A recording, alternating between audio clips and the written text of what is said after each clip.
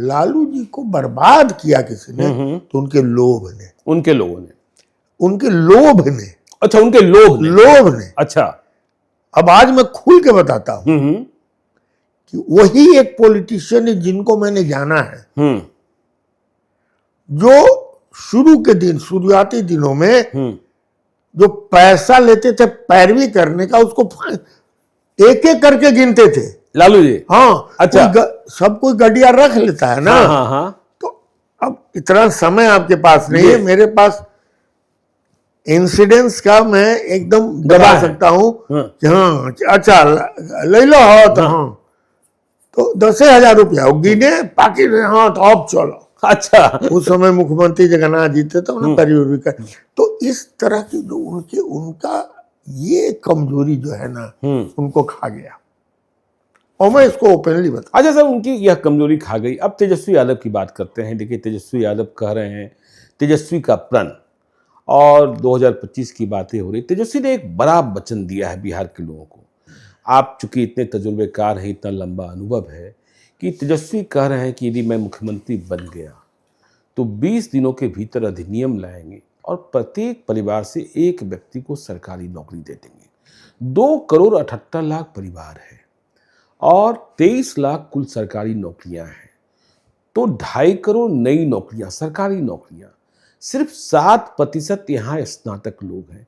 आपको लगता है, और आपने तो उस दौर में सरकारी सेवा भी की, सरकारी सेवा कभी नहीं की है, लेकिन आपने सरकारी सेवा में रहे लोगों को भी देखा है कि कितने कितने महीने तनख्वाह नहीं मिलते थे। तो आपको लगता है कि ये व्यावहारिक है 2.5 करोड़ नौकरियां? हमको याद आ रहा है जी, यदि सुभद्रा पत्नी थी ना अर्जुन जी की, अर्जुन की महाभारत में जी, उनकी मुझे ठीक है, आप बताइए मुझे। जी, सुबह रात्रि में सोने के पहले अर्जुन ने, जब अभिमन्यु पेट में थे, तो उन्होंने बताया अपनी पत्नी को कि चक्रव्यूह में कैसे घुसा जाता है। लेकिन जब निकलने के वाला प्रसंग बताने लगे तो पत्नी को नींद आ गई। अच्छा, तो निकलने वाला प्रसंग जो है, उनको नींद आ गई, अंदर पलता हुआ बच्चे को भी नींद आ गई, मैंने नॉट लिस्टिंग। तो वही स्थिति ये महोदय की है कि अभिमन्यु की तरह है। इनको पता है कि चक्रव्यूह में घुसना कैसे है, लेकिन निकलना कैसे नहीं। और वहां बैठे हुए सारे वो बड़े बड़े महायोद्धा इनकी हत्या करने के लिए, तेजस्वी की हत्या करने के लिए कैसे?